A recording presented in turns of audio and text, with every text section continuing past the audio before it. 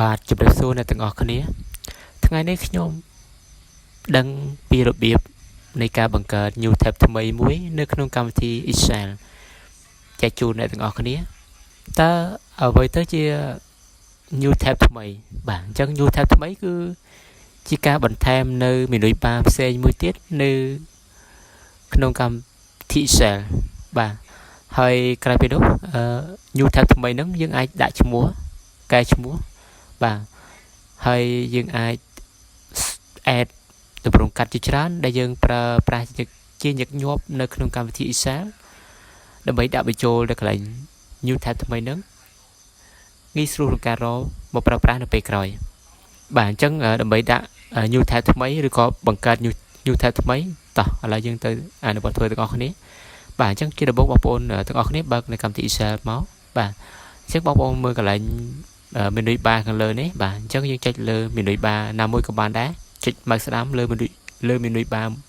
មួយណាក៏បានដែរបាទអញ្ចឹងបន្ទាប់ពីចុចម៉ៅស្ដាំហើយបងប្អូនជ្រើសរើសពាក្យ custom man quick access toolbar បាទបងប្អូនចុចលើវាមកបាទបងប្អូនមើលនៅខាងឆ្វេងគេបង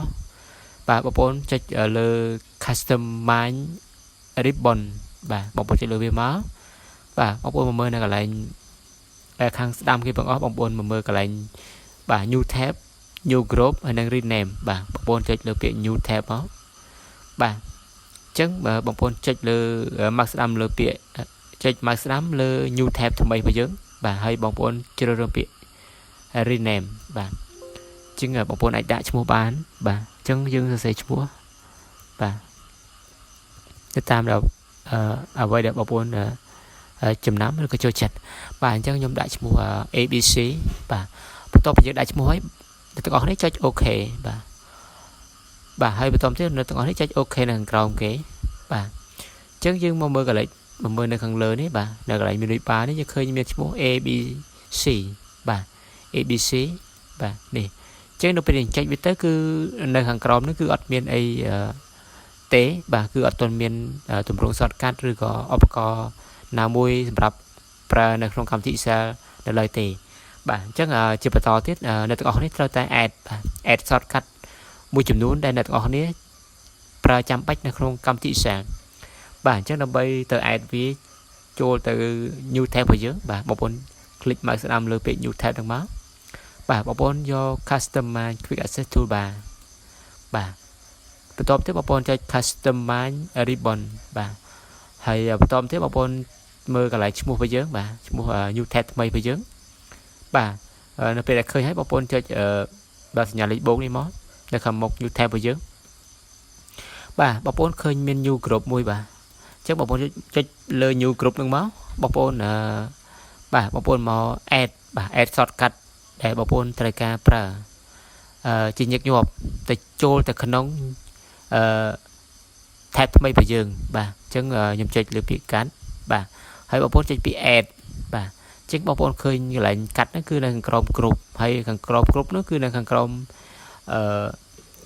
ABC ហ្នឹងបាទបន្តទៀតបងប្អូនចុចលើសិតកាត់